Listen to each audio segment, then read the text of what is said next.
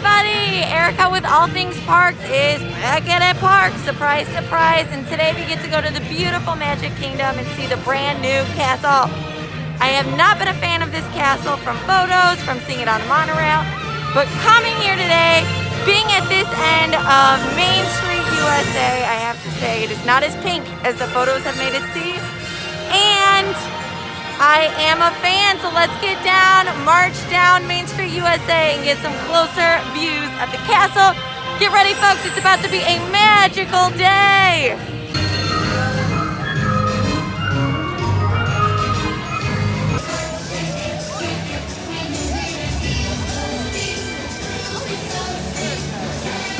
Woo! There's Jose, he didn't fall off this one.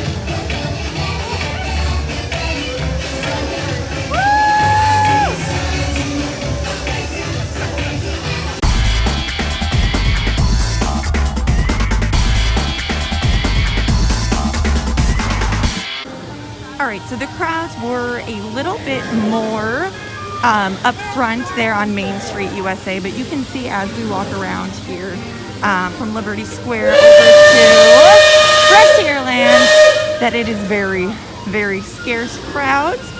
I'm hoping to get on Splash Mountain today, get some Splash Mountain merchandise. Hopefully people aren't buying in bulk still, and there'll be some available because I know Andrew is looking forward to me bringing home some Splash Mountain gear for him. And we don't have any characters out on the boat yet. But we obviously saw a lot up front. The princesses, Tinkerbell, we had a Goofy party. So we'll keep our eyes peeled for some more characters. But crowd levels here in Frontierland now, very scarce, folks. Alright guys, we just finished up in Frontierland. I was able to get on Splash Mountain, which was the main goal of today.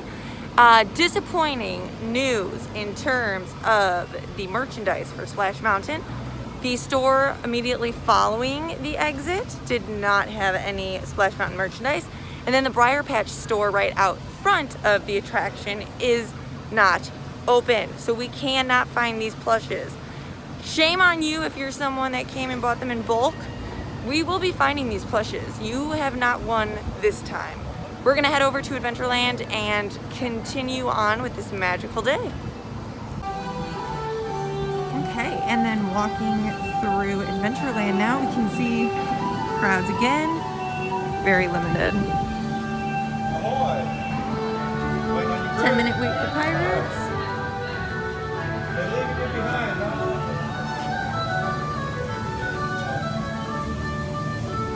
We're gonna go ahead and see if we can get on Jungle Cruise.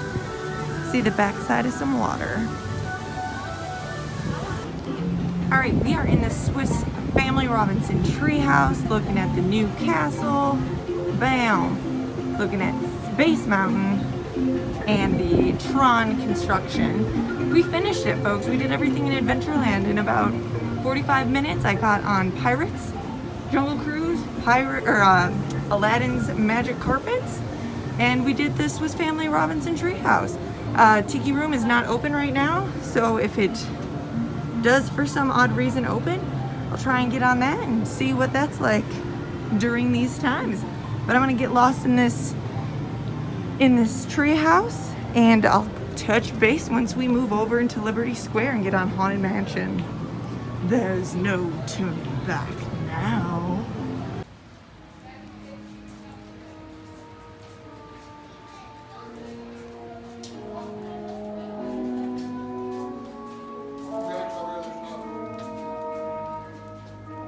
Welcome, foolish mortals. Okay, and now we are in Fantasyland, and we again pay attention to this crowd level. Pretty crazy. This is usually one of the most crowded areas inside Magic Kingdom.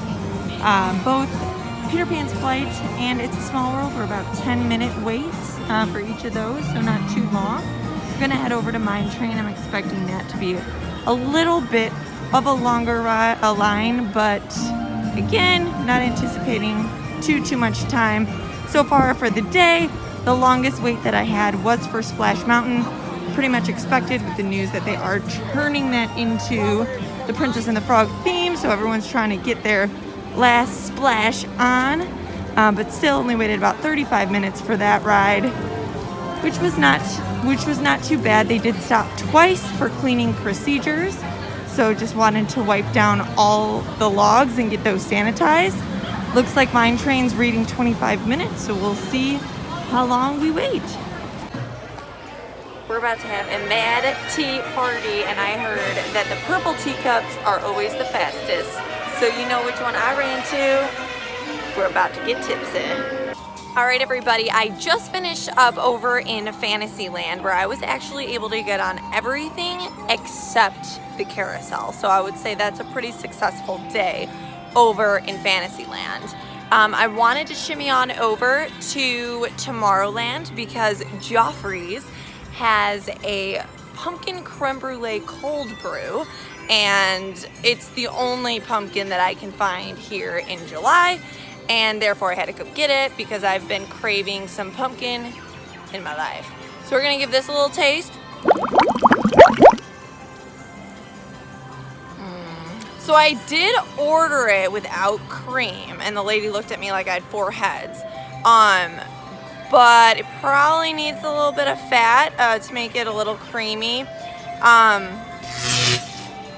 It's just the very slightest hint of pumpkin, but it's enough to satisfy this desire until hopefully August when everything pumpkin comes out. So I'm gonna sit here, sip on this, get a little mask-free time while I'm actively engaging in drinking this. And then we're gonna check out Tomorrowland and see what's new, what's happening.